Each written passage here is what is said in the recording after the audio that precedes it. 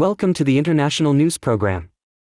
On March 31st, Romania's Air Force, Navy and Ground Forces participated in NATO-led exercises in the Black Sea with the support of the U.S. Air Surveillance Force. The exercise is part of the Sea Shield 2023 series of exercises simulating responding to an adversary's attack on one of the shores of the Danube, about 30 kilometers from Ukraine, in the Danube Delta.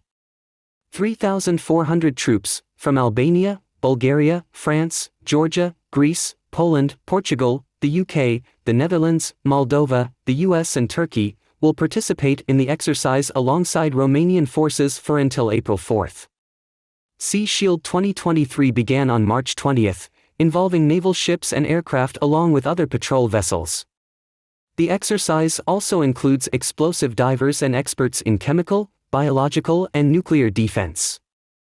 Meanwhile, Reuters quoted Russia's TASS news agency as saying that President Vladimir Putin signed a decree regulating the regular military enlistment campaign in the spring, with the aim of calling for 147,000 citizens to join the army. In September of the same year, Putin banned the partial mobilization of Russians to enlist in the army. This is considered the first mobilization order in Russia since World War II. However, at the time, the Russian Defense Ministry stated that the enlistment was not related to the special military operation in Ukraine. Under the new spring enlistment order, all men between the ages of 18 and 27 in Russia are required to do a one-year military service or receive training with a similar program if they are in university. On average, about 130,000 people will be summoned to the army in the spring and autumn in Russia, TASS said. Meanwhile, Western and Ukrainian military experts say that most of the troops mobilized from last year's mobilization order have gone to the battlefield, but Russia has not made any progress this winter. On March 30, Russia accused an American journalist of the Wall Street Journal of espionage and arrested him. An incident that has deepened tensions between Moscow and the West amid the war in Ukraine has entered its 400th day. The Wall Street Journal has denied espionage charges against journalist Evan Gershkovich and demanded that Russia immediately release him. The White House condemned Russia's actions and urged U.S. citizens living or traveling in Russia to leave immediately. At a press conference on March 30, White House Press Secretary Karine Jean-Pierre said, "These espionage allegations are ridiculous. It is unacceptable for the Russian government to target American citizens." Earlier, Russia's FSB security service said it had arrested journalist Gershkovich, 31, in the Urals industrial city of Ekaterinburg, who had worked in Russia for 6 years. Gershkovich, suspected of spying for the U.S. government, has just been brought to Moscow. In a closed trial, the court ordered his detention until May 29 before another trial. Espionage under Russian law carries a penalty of up to 20 years in prison. Russia's TASS news agency quoted a law enforcement source as saying that Gershkovich's criminal case of espionage is considered a top secret. The FSB said Mr. Gershkovich was acting on the orders of the U.S. side, collecting information that is considered a state secret about the activities of an enterprise belonging to a Russian military-industrial complex. FSB inspectors opened a criminal case against this American citizen under Article 276 of the Russian Penal Code. According to CNN, this is the first time an American journalist has been detained by Russia on espionage charges since the Cold War, and comes a week after U.S. authorities arrested Sergei Vladimirovich Cherkasov, whom the U.S. has detained. Also accused of espionage and was prosecuted by the courts at the federal level. The Kremlin did not comment when asked if Gershkovich's arrest was a tit-for-tat move over Cherkasov's arrest. TASS news agency recently reported that a petition to export the U.S. to deploy nuclear weapons in Ukraine appeared on the official website of Ukrainian President Volodymyr Zelensky on March 30. The petition proposes, deploy U.S. nuclear weapons on Ukrainian territory or turn Ukraine into a nuclear weapons state of its own. To date, this proposal has been supported by about 100 people. If President Zelensky wants to consider the petition and give a formal response, a total of 25,000 people must sign it within 90 days. Proposals to arm Ukraine with nuclear weapons have repeatedly appeared on the website of the President of Ukraine since 2015. None of the petitions received enough votes for the President to reconsider. Last year, at the Munich Security Conference, Zelensky said that Kyiv could reconsider its obligations under the 1994 Budapest Agreement, which stipulates that Ukraine should give up its nuclear weapons in exchange for security assurance. Then, Russian President Vladimir Putin, Ukraine's deployment of nuclear weapons on its territory will create a strategic threat to Russia. On March 30, the US said it had imposed sanctions on a Slovak man for trying to sell more than 20 types of North Korean weapons and ammunition to Russia, to help Moscow replace equipment. The military was exhausted in the war with Ukraine. The incident comes amid warnings from Washington that Russia is looking to buy more weapons from North Korea, the latest move in a series of US sanctions against Moscow. The US Treasury Department said it had sanctioned a Slovak citizen, Ashit Mkrtchev, for attempting, directly or indirectly, to import, export, or re-export weapons of North Korean origin. According to the US Treasury Department, from late 2022 to early 2023, Mkrtchev worked with North Korean officials to purchase more than 20 types of weapons and ammunition for Russia in return for materials from commercial aircraft. Raw materials and goods will be sent to North Korea. The US Treasury Department said Mr. Mkrtchev's talks with North Korean officials were seen by both as win-win cooperation. Sanctions on March 30 froze all of Mkrtchev's assets in the US and banned Americans from doing business with him. Those who engage in dealings with him also run the risk of punishment. The Russian embassy in Washington and North Korea's mission to the United Nations in New York have not yet responded to the report. The White House then warned on March 30 that the United States has new information that Russia is actively looking to buy more weapons from North Korea in exchange for food aid. A remarkable event took place. Recently, former U.S. President Donald Trump was indicted by a Manhattan grand jury after investigating his payment of money to silence porn star Stormy Daniels before the controversy. President Trump became the first former U.S. president to face criminal charges, even though he is running for the White House for a second time. Manhattan District Attorney Alvin Bragg had previously investigated and discovered Mr. Trump's relationship with star Stormy Daniels. The actress is said to have received money from Trump's personal lawyer to keep quiet about the two's relationship. According to U.S. media, these serious criminal charges could reshape the 2024 presidential race. After the information was announced, Trump immediately reacted sharply. Specifically, on the social network Truth Social, the former president declared he was completely innocent. "This is the most serious political persecution and election interference in American history," Trump said. According to information from Reuters, the charges have not yet been officially announced by the court. The indictment is likely to be announced by a judge in the coming days. Trump is likely to have to go to New York for fingerprints and other procedures. The billionaire's two lawyers, Susan Necheles and Joseph Tacopina, said they will fight fiercely to fight the charges against their clients. On March 30, the Turkish parliament approved Finland's application to join NATO. This is considered a paved way for Finland to gradually become an official member of the world's largest military alliance. Turkey was the last of NATO's 30 members to accept Finland's membership. Earlier this week, Hungary also agreed to let Finland into NATO. Also in March, President Tayyip Erdogan said Finland had fulfilled its pledge to crack down on groups that Ankara considers terrorists and to lift an arms embargo. Therefore, Turkey supports Finland becoming part of NATO. Immediately after Russia sent troops into Ukraine, Finland and Sweden quickly applied to NATO. However, this process was prolonged due to opposition from Hungary and Turkey. Upon approval by Ankara, the Finnish government said in a statement NATO membership will strengthen Finland's security and improve stability in the Baltic Sea region as well as in Northern Europe. However, Turkey has yet to agree to approve Sweden's application to join NATO. Ankara believes that Sweden has not met Turkey's necessary conditions, plus the burning of the Quran in Stockholm in February has strained relations between the two countries. Finland's membership will mark a new expansion of the NATO military bloc, since North Macedonia joined the alliance in 2020. The U.S. State Department said Washington welcomes Turkey's ratification of Finland and encourages it to also quickly accept Sweden's accession. On the same day, Swedish Foreign Minister Tobias Billström shared that he is no longer sure his country can join NATO in July this year after Hungary expressed strong opposition to ratification. Last week, Billström confirmed that Sweden would definitely join NATO in July, but so far, he told the TT news agency, "I have noticed the reaction recently, especially from the Hungarian side. They may have changed. I just hope the situation gets better." On March 29, Hungary said it would continue to consider Sweden's NATO membership but did not rush to agree, because of criticism that the Stockholm government aimed at Prime Minister Viktor Orban's policies. Hungarian government spokesman Zoltán Kovács said Sweden's goal of narrowing its NATO membership gap with Finland would require more effort. After months of delay, Hungary recently agreed to Finland's accession to NATO, but has not yet approved Sweden. Kovács said, "The case of Sweden is because we have many grievances that need to be clarified." The Stockholm government has regularly criticized Hungary's decisions and has been hostile towards us for many years.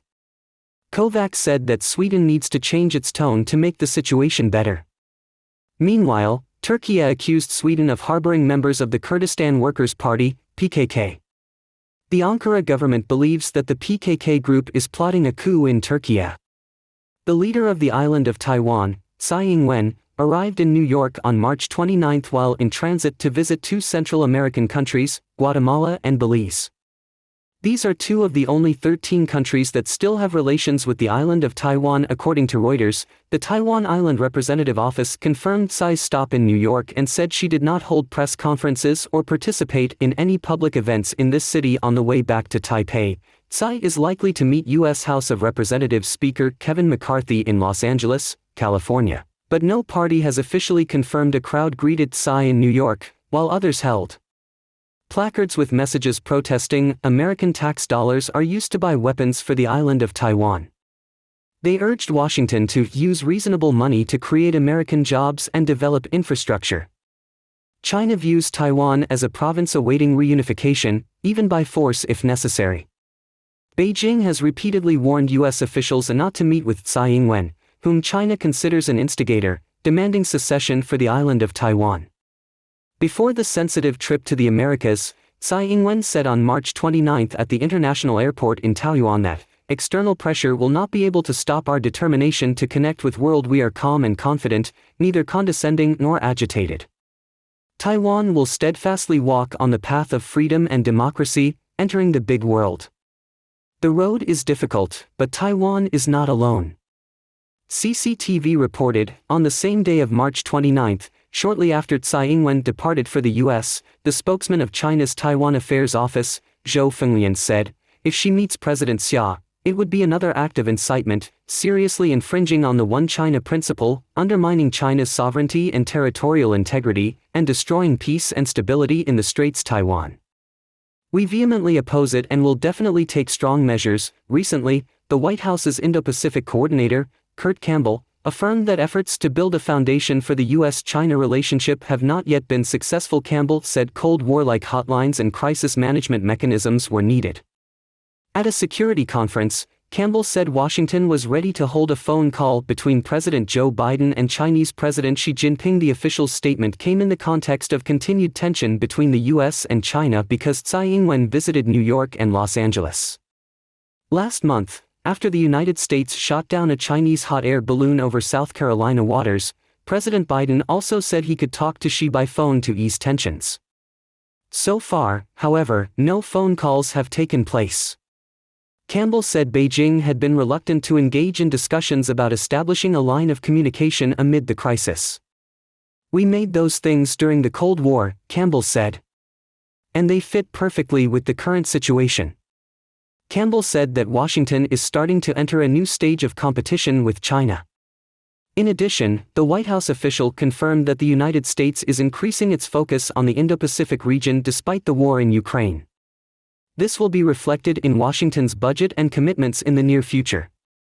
On Twitter recently, Honduras President Xiomara Castro announced that she would visit China soon, but did not specify a time.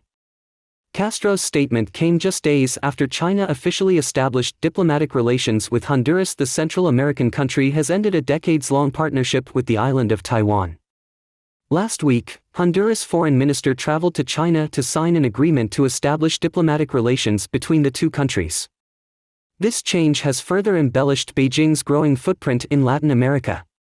The diplomatic shift has refocused attention on China's growing footprint in Latin America. Chinese Foreign Ministry spokeswoman Mao Ning said China welcomed the Honduran president's visit to quickly establish bilateral relations. "We are ready to strengthen cooperation with Honduras. The two countries will strengthen political trust and mutual understanding, and promote cooperation in all fields."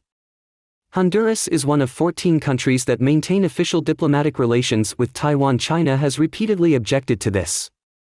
After the recent termination of Honduras, the island of Taiwan now only has diplomatic relations with 13 countries. On March 22, the Republic of Honduras denied asking the island of Taiwan $2.5 billion in aid, before the country announced the expansion of cooperation relations with China. According to information from Reuters, Honda only asked Taiwan to buy back its public debt. Honduran Foreign Minister Eduardo Enrique Reina said that the $2.5 billion was not aid but a negotiated refinancing mechanism. Earlier, another source familiar with the matter told Reuters that Honduras had asked for aid from the island of Taiwan, just a day before its president Xiomara Castro announced it would expand ties with China. On the other hand, Israel on March 29 launched a new version of the OFEC spy satellite into orbit. Israel's defense ministry said it would strengthen 24-hour surveillance of the area, as the country prepares for a possible confrontation with Iran. The launch had been planned for months, and was overseen by Defense Minister Yoav Gallant, a signal that he will stay in government office, despite Prime Minister Benjamin Netanyahu's March 26 announcement of his dismissal. Official. The OFEC-13 satellite, manufactured by the state-owned Israel Aerospace Industries, IAI, is the latest in a series of domestically produced satellites, first put into orbit in 1988. OFEC-13 was put into orbit by a Shavit rocket during a launch in the Mediterranean. The missile travels westward, as Israel wants to avoid sensitive technology falling into the hands of its Middle Eastern neighbors if something goes wrong. IAI CEO Boaz Levy said OFEC-13 is the most advanced version of this satellite. With unique radar monitoring capabilities, it will enable intelligence gathering in all weather conditions. And vision. We will continue to demonstrate that even the sky is not the limit for the foundation of Israel's defense, Gallant said in a statement. On March 25, he entered into a deep conflict with Prime Minister Netanyahu when he called for a halt to a divisive judicial overhaul. The next day, Prime Minister Netanyahu announced Gallant's dismissal, sparking anti-government protests and raising U.S. concerns about Israel's democracy and military readiness. A group of experts in the Russian overseas territory of Kaliningrad since March 23 conducted a drill to respond to the risk of a serious outbreak of avian influenza. Experts from all over Russia took part in the drills in the Curonian Cape, a 98-kilometer stretch of sand dunes between Kaliningrad and Lithuania on the Baltic Sea. This narrow strip of land, a UNESCO World Heritage Site, is on the migration journey of about 20 million birds from Africa to and from Africa each year. The focus of the wide-ranging exercise was on how to quell a highly contagious bird flu outbreak. This is the first time Russia has held such a large-scale exercise. Vitaly Morozov, rector of St. Petersburg State Agricultural University, said, "Food security is an important part of Russia's national security. Therefore, it is extremely necessary to practice in the field to resolve to handle and eliminate pathogens." Bird flu has spread around the world in 2022, killing more than 200 million birds, leading to soaring egg prices and raising concerns from governments about its potential for human transmission. The virus that causes bird flu is not limited to birds, but has so far been identified in cats, ferrets, foxes, otters, bears and sea lions. The World Organization for Animal Health, Paris-based, said on March 29 that Sweden had reported an outbreak of highly pathogenic avian influenza virus H5N1 on a farm in the south of the country. Human cases are still rare, and global health officials say the risk of person-to-person transmission remains low. However, some of the world's top flu vaccine makers say they could produce hundreds of millions of shots of avian flu vaccine for humans within months, if a new strain of bird flu evolves and infects humans. Many people in the community. Reuters reports that European Union politicians have reached an ambitious agreement on the goal of expanding renewable energy sources by 2003 to combat climate change and completely cut off the use of fuel fossils imported from Russia. On Twitter, member of the European Parliament, Markus Pieper said that on March 30, EU members had agreed on the target of using 42.5% renewable energy by 2030 from the wind and the sun. According to Pieper, the unification agreement will be written into law. The new law will completely replace the EU's previous environmental target of 32% renewable energy use by 2030. In addition, the EU strengthens such a goal to end the import of fossil energy from Russia, after the country sent troops into Ukraine. The EU has affirmed that it will cut off Russian energy imports by 2027, and at the same time aim to reduce carbon emissions to the maximum extent.